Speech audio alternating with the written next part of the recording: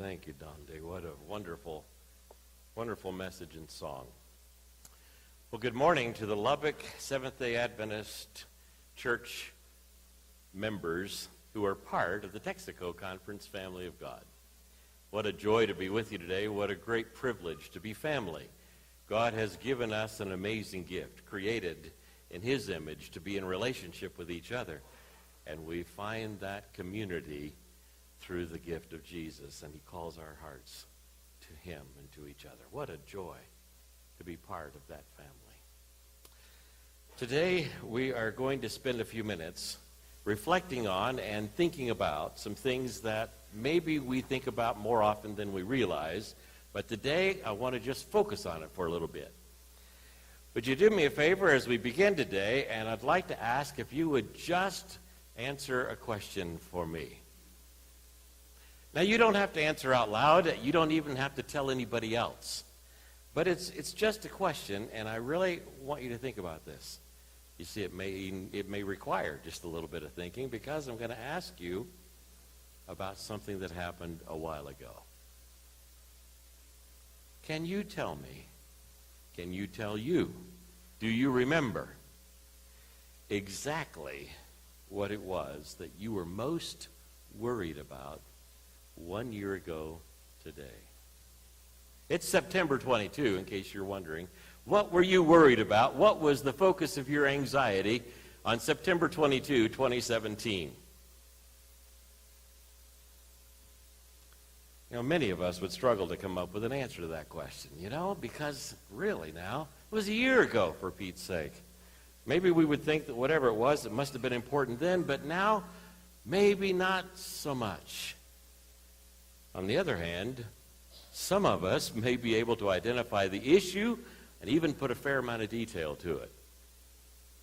Perhaps that challenge is still the greatest focus of your continuing worry. And if that is your answer, my friends, I want to tell you, you are in the significant minority of those here today and throughout the world. A year in the future, what will the worry be?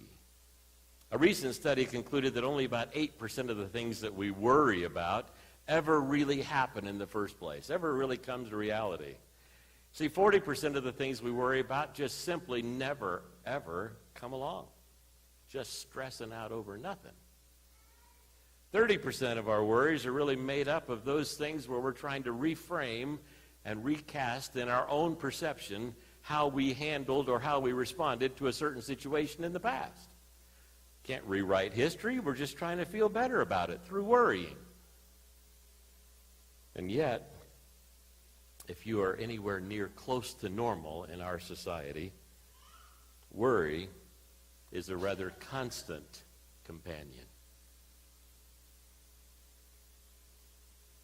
Christian author and writer, pastor, Max Lucado says it this way: worry is like a low-grade fear, an edginess, a dread, a cold wind that won't stop howling. It's not so much a storm as the certainty that one is coming, always coming. Sunny days are just an interlude. You can't relax, can't let your guard down. All peace is temporary, short term.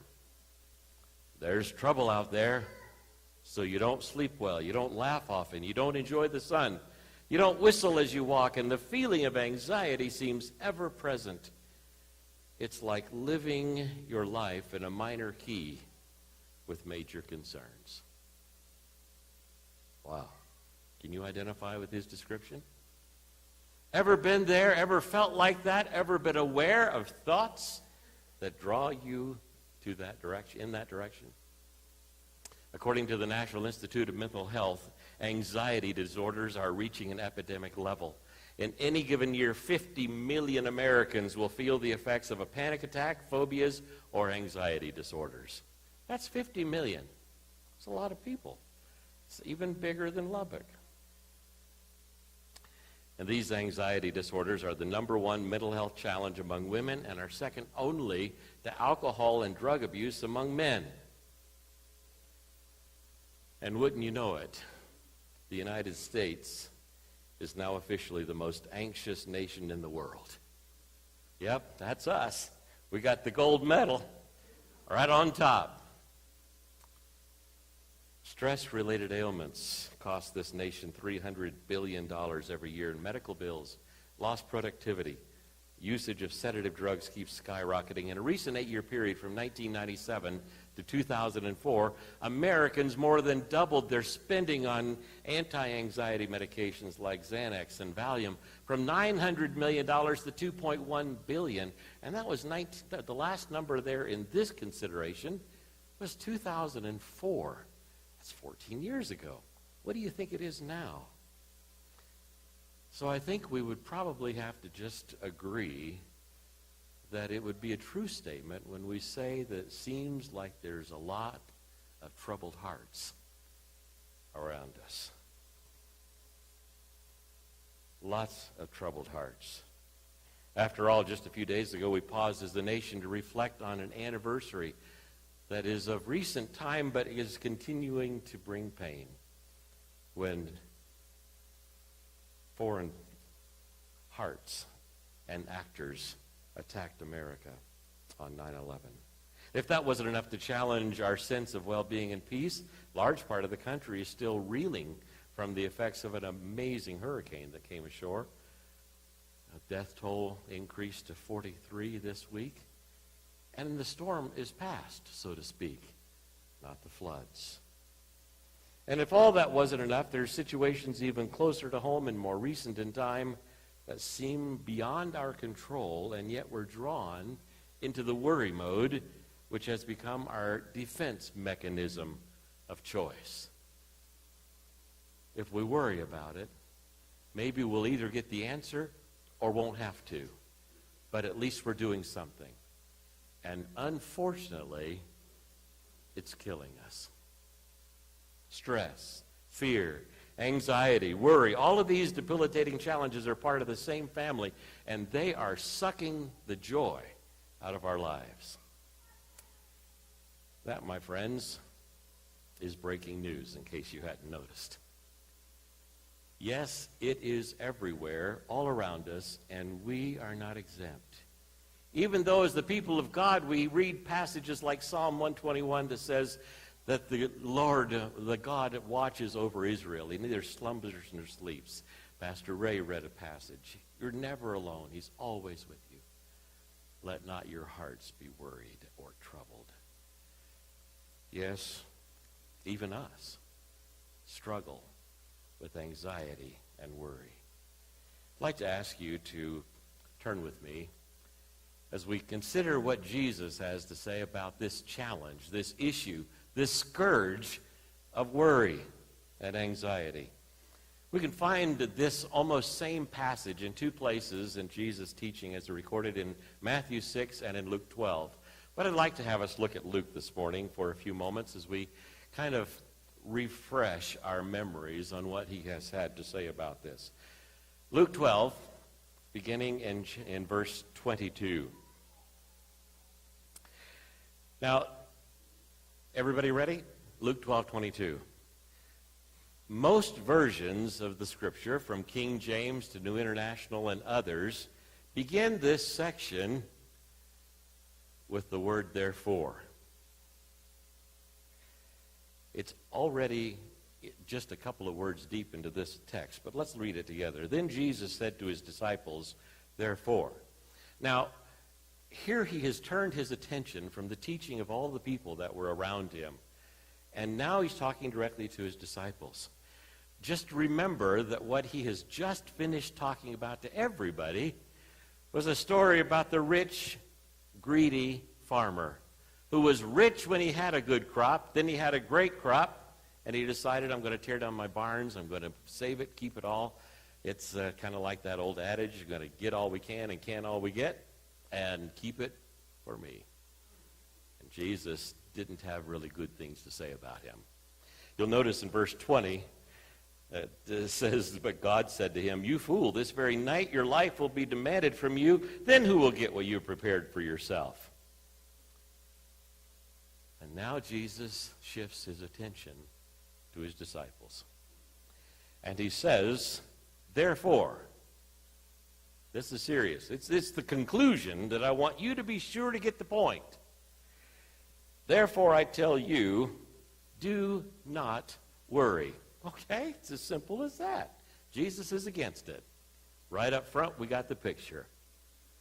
Anything we got to do about worry, he says, don't do it. Don't worry. It's an interesting thing when you consider what that word really means. Worry, the word used in this passage in the Greek, really is made up of two words. One is a verb and one is a noun. The verb is divide. The noun is mind. It doesn't sound like it's a good idea. Have you ever had a divided mind? Have you ever been distracted, unable to focus, worried? Worry does that to you. It pulls your attention in lots of different directions. We pride ourselves in being multitaskers, but worry is not a thing we can multitask. It overcomes everything else we're trying to do, hijacks our ability to be rational. Worry is something Jesus says don't do. He says, do not worry about life, your life. He just got finished talking about what happened to the life of this guy in his story. It was required of him. But don't worry about your life, what you will eat, or about your body, what you will wear. Life is more than food, and body more than clothes. Interesting. He's talking here about the things that most people spent much of their time taking care of. They were working on what it would take to eat, getting all of that ready, prepared, and ready for their consumption. And the rest of the time they were spending on what they were going to wear. What are we going to put on our body, and what are we going to put in our body? He kind of hits it right up front here. Life is more than food, and the body more than clothes. Consider the ravens. They do not sow or reap. Interesting. In this context, he's talking about a living being, something that has to eat in order to keep living. And so the people there listening that day, the disciples especially, understand that if you're going to eat something, Teddy, you got to sow it before you can reap it. And that's exactly what farmers have known for centuries. But, he said, the ravens don't have to do that. They've got no storeroom. They got no barn, old, new, or big or small. They don't have one. Yet God feeds them, and how much more valuable you are than birds. Who of you can add a single hour to his life? Now, in the King James, it says, who of you can add a cubit to your height? You know what a cubit is? It's a unit of measurement, and it's a measurement of distance. Measurement usually used in the context of how far something is or how long something is. A cubit was generally that length between the elbow and the longest of your fingers. It's about 1.5 feet. Standard suggested distance is 18 inches. But as it's interpreted here, translated in the King James, it's talking about height. We can't basically add anything to our height. Our grandson was desperate to add to his height. A few years ago, he just never thought he'd get big enough to do anything. Now, all of a sudden, he's grown like crazy in the last little bit. He's taller than me. But it's not something he did. He didn't decide, I'm just going to get taller. This is what happens when God is at work in us and providing for our needs. So, he says, if you can't add a single hour to your life or 1.5 feet to your height of your body, why would you even begin to worry about anything else? Really? Consider verse 27, how the lilies grow. They do not labor or spin. Once again, here's the lilies, and he's now shifted into the metaphor of what they're going to put on their bodies. They don't do the work of trying to figure out how to make material. They don't weave and spin yarn. But yet, he continues, but Solomon in all of his splendor wasn't dressed like even one of these things. How spectacular. Solomon had it all. But the lilies more beautiful. And interestingly enough, in this context, he's trying to help them understand how transitory all of this is. Lilies bloom for just a little bit. Then he actually transitions into talking to them like grass. They die and get thrown into the oven, not for heat, but to help cook the bread that they need to eat, simply because there's not enough wood in the area, and so the people were used to using dead grass. So Jesus talks about how gorgeous the lilies are. They are clothed in spectacular beauty, but they pass away. And then he says once again, oh, well, this is the first time it gets serious right here. Oh, you, in verse, let's see, that's right at the end of verse 29. Well, let's pick it up at the beginning. Do not set your heart on what you will eat or drink. Do not worry about it. For the pagan world runs after all such things, and your Father knows what you need. He knows exactly what you need. He will provide. And in the beginning of that verse it says, "Oh, you of little faith." So evidently there's this issue of faith in the context of worry. Jesus is saying, I got this. Whatever you need, I already know about it before you ask. I've already thought about everything that you need. And by the way, guess what? He's got more of those resources than we can even imagine. He could absolutely wash over our worries in a heartbeat. His counsel comes from the one who made us and provides everything. He hit the nail on the head describing just how petty we are as we get all caught up in the stuff that we're going to figure out what we're going to do to take care of ourselves. And we can't even do it well. He says that it's even more difficult for us to worry about that than we should even be worrying about adding to our life. If we can't do that, why would we worry about what we're going to take, how we're going to be taken care of? He has committed to us everything that we need. And so when he says, do not worry, he's serious. Seems like a big deal to us. We can say, oh yeah, I'm going to stop. I know it doesn't help, but all of a sudden, we find ourselves worrying again. The Apostle Paul wasn't even part of that group that day, but he picks this theme up in chapter 4 of his letter to the Philippians, and it's just an amazing passage of Scripture. I want to just tell you that this continuing struggle with worry and anxiety in our lives is something that will tear us apart and, as I've already said, suck the joy out of our lives. The Apostle Paul shares with us the best prescription. Jesus said, don't do it. The Apostle Paul says, look at it this way. It's a prescription for troubled hearts. It can almost seem too simple. But I want to tell you that I'm one who can testify of the powerful benefits of what it is that he's proposing to us. It's in his letter, like I said, to the Philippians in chapter 4. If you turn there real quickly, you'll recognize it is a very, very common and familiar passage. In fact, I want to tell you that there are 5 very special verses in this chapter. And if you can believe it, the giant Amazon retailer, whatever, online retailer, says that in their Kindle e-readers, 2 of the verses in this section of 5 verses are the most underlined verses in the Bible.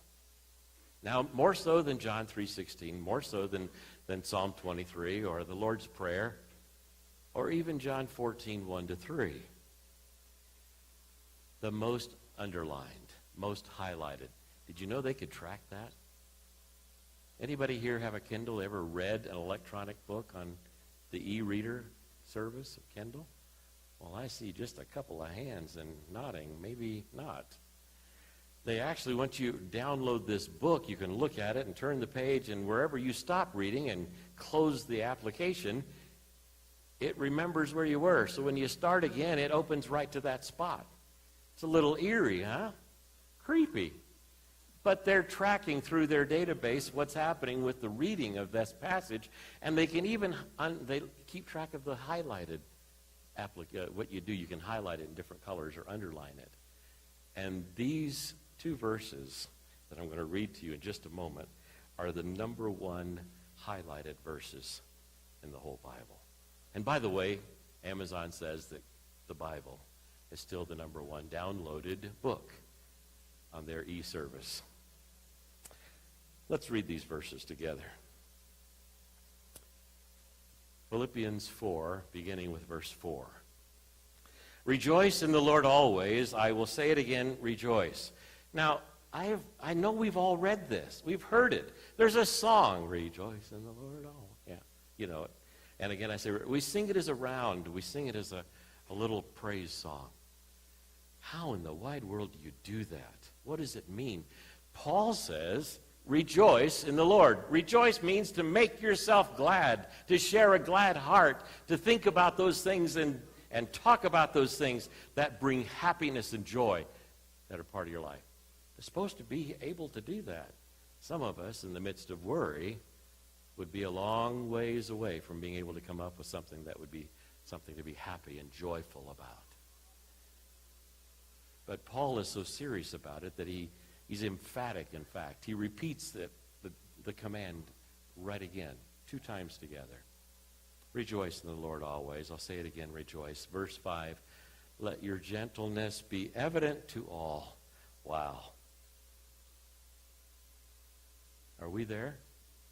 Is that kind of the way we live our lives? Would people say of you or me, oh yeah, I know him, I know her. Their gentleness is just so obvious. Is that the first description that comes to their minds of you? Paul says, let your gentleness be evident to all. The Lord is near. Several good reasons, if we were standing right next to Jesus, as if we understand his Spirit is with us everywhere we go. His presence is with us as well through his Spirit. Would we say the things we say? Would we do the things we do? Would we use the tone of voice that we do if we were just aware of the fact that he's standing right there? Let your gentleness be evident. The Lord is near.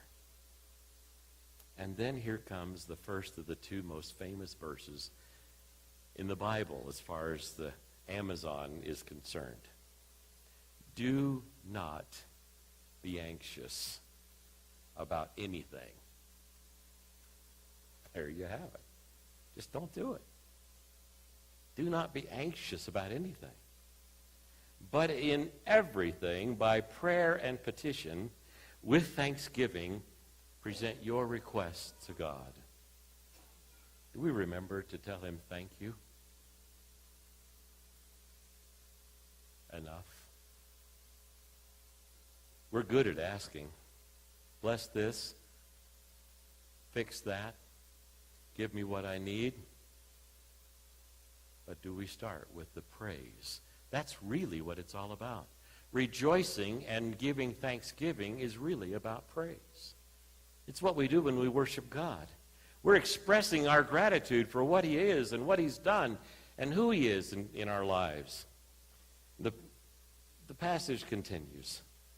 With thanksgiving, present your requests to God. And here is just an amazing verse.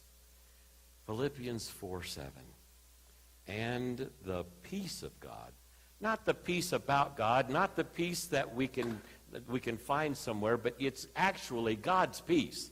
Divine peace will be ours. And the peace of God, which transcends all understanding, way beyond what we can even begin to describe to anybody else or even understand ourselves. The peace of God transcends all understanding, will guard your hearts and minds in Christ Jesus. Wow. When God's peace is guarding our hearts and our minds, what do we have to worry about? He's keeping the worry at bay because he's got everything we need.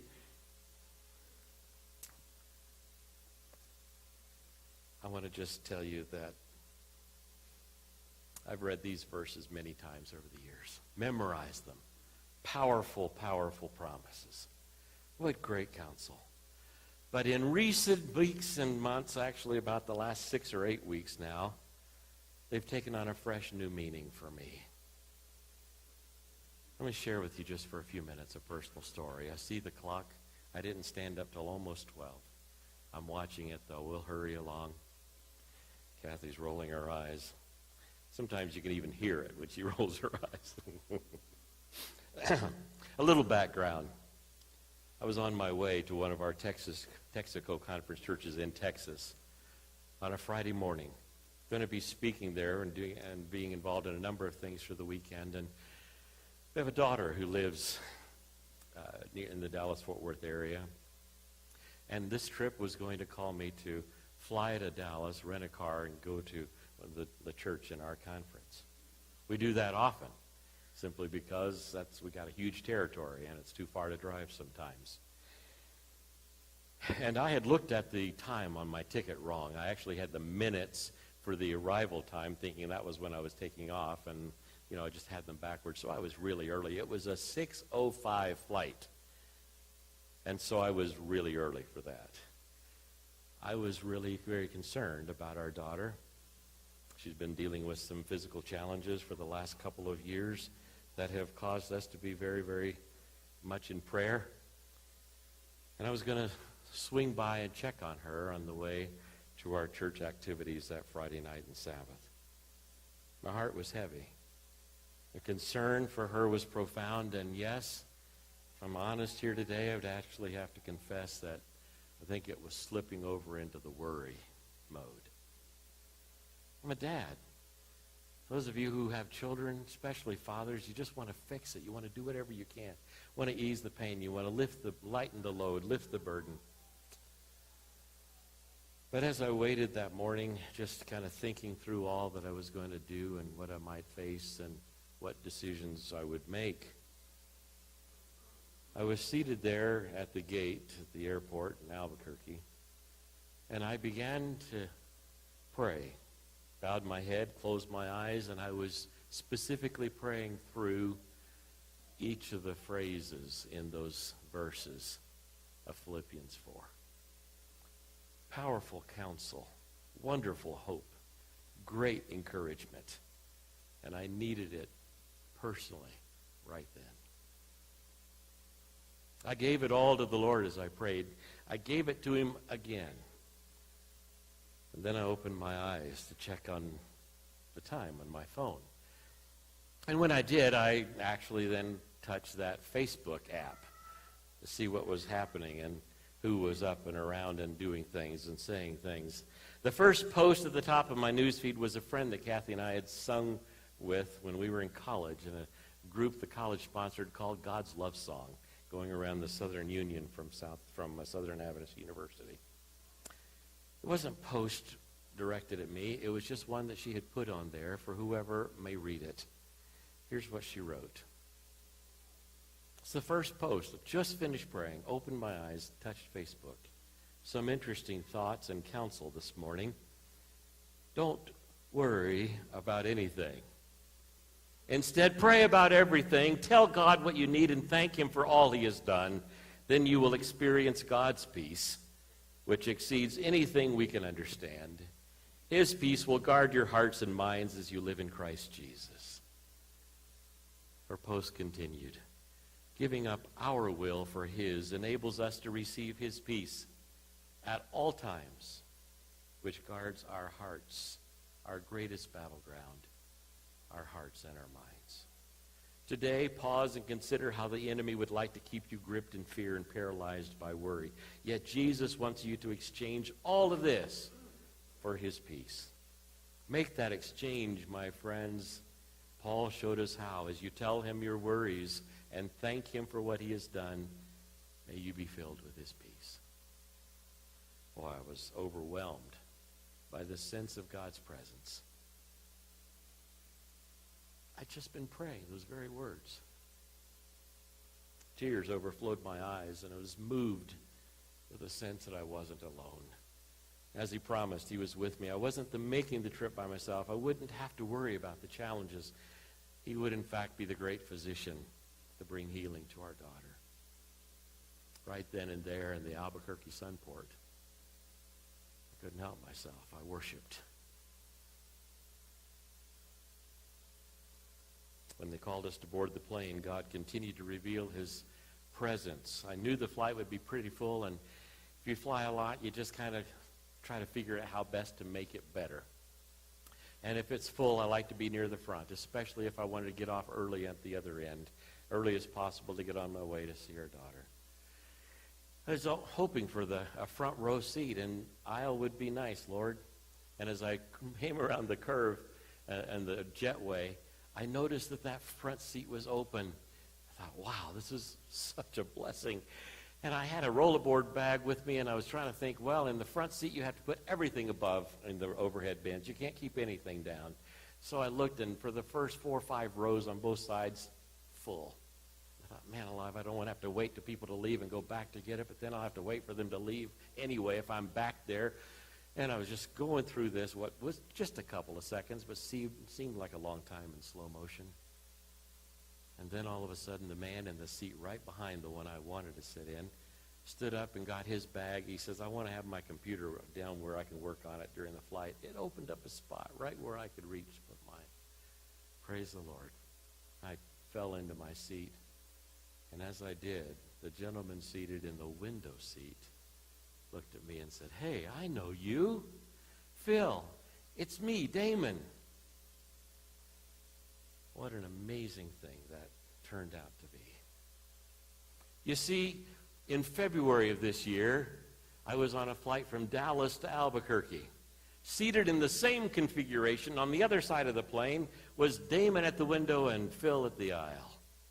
Nobody between us. Damon had a book on his lap that I really enjoy reading, and I started talking to him about it.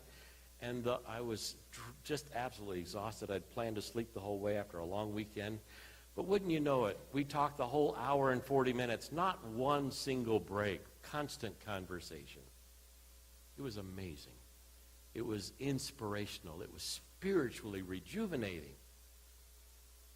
In the midst of that conversation, I learned that he was making his journey back to Albuquerque. He had been in Oklahoma to spend the weekend with his mom, who would be 92 if she lived until July. But it was what he thought would be the last weekend he'd ever see her. Last time he'd see her alive. As he told me about the time they spent together, what they talked about, the memories they shared of their family, and then as he said goodbye and they prayed together, he was visibly moved. He was weeping on the plane. Precious time. Before we ended our conversation, we prayed together. I prayed for his mom, for his family.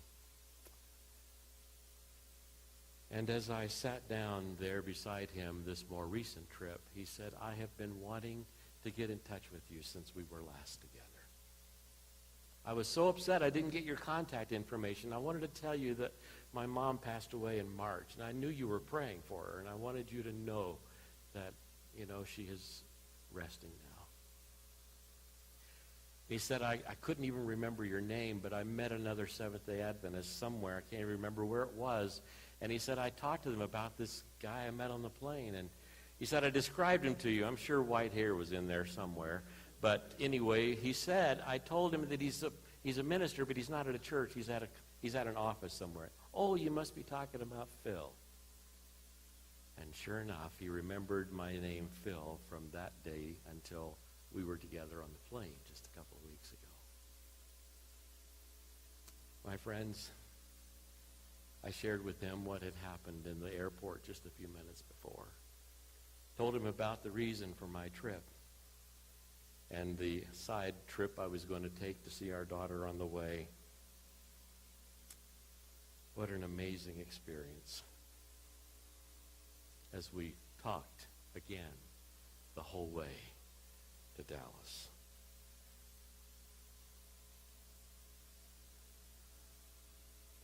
The first trip, he was the one that was struggling, but the last trip I was. I shared with him that sense of God's presence and how I believed that God was even yet in this experience with us sitting together, showing once again how much the details matter to him. As we finished our trip, landed in Dallas, we certainly exchanged contact information this time. I have his cell phone number and he has mine. He told me that he was going to be praying for our daughter. The next Sabbath at 6:57 in the morning, I got this text. Good morning, Phil. I want you to know that I'm praying for you and your daughter this morning.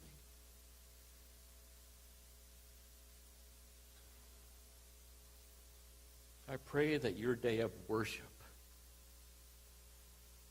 is full of blessings.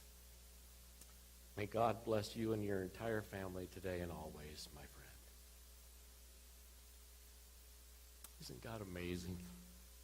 Not only did he send along someone to encourage my heart, to help redirect my worry, but a week later he sent me a text to remind me about it. And I praised him all over again.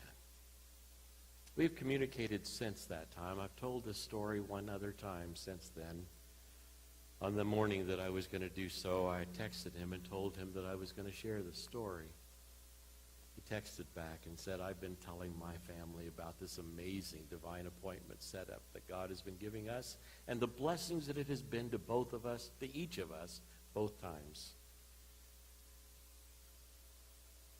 And I just want to tell you how grateful I am that God knows the things that worry us. He knows the anxieties in our lives, the fears that we have, the things that seem overwhelming. And he says, I am sufficient. For whatever it is you need, I got it, and I am all you need. So therefore, I'm just going to move quickly to a conclusion here. There's a couple of other things I wanted to say. But this deal with Paul and his ability to tell us what to do in this context is huge. And we might wonder, did he really know what it was about, what it was like to worry? My friends, he was beaten, he was persecuted, he had all kinds of challenges.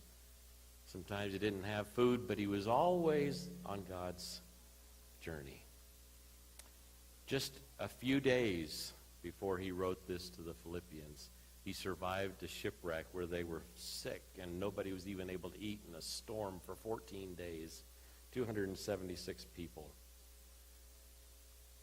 Yes, I think he knew what it was like to worry. In the words of those 5 special verses in chapter 4, we find 4 specific admonitions that lead us to one wonderful promise. The promise, the peace of God, which surpasses all understanding, will guard your hearts and minds. But listen to the 4 things he tells us to do. Celebrate God's goodness. Rejoice in the Lord always, verse 4. Number 2, ask God for help. Let your requests be made known to God, verse 6. Leave your concerns with him with thanksgiving, also in verse 6. And then verse 8, meditate on the good things. We didn't actually get there. The 7 things, what's pure, holy, right, just, excellent. Think on those things.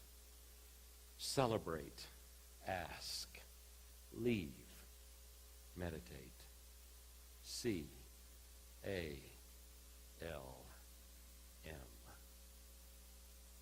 Calm. That's what happens when troubled hearts rejoice. God's calm replaces our worry. Could you use some calm in your life today? You want the peace speaker to step into your storm, whatever and wherever it is? Do you need to sense his peace today, tomorrow, forever? If you're anything like me, the answer to all those questions would be absolutely yes. Jesus invites us to exchange our worries for his peace, peace that includes him placing a guard at our hearts and minds. I don't know about you, but I want to say today once again, Lord, please help me to keep my eyes focused on you. May I live in that context of worship where I'm always willing to rejoice. to tell others what Jesus has done for me, to recount the wonderful blessings of my life. I then understand the importance of thanking God for everything he's done and asking him for what I need. But then, may we all understand how important it is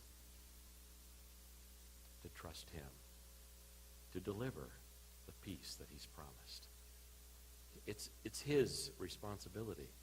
He says he's going to do it. If you feel today like I do, and you would like to experience relief and release from the anxieties and the fears and the worries of life, and in their place live in the peace that Jesus gives, would you just join me by standing? Just stand to your feet today if you don't mind. As we're standing, we're going to have our closing hymn. We understand that Paul also penned the words that are in this hymn, where he says, I know whom I have committed all the things that I'm worried about, and I know that he is able to keep all those things that I've committed to him until that day, all the way through the end of our lives till we live with him forever. Let's just sing the first and the last stanzas.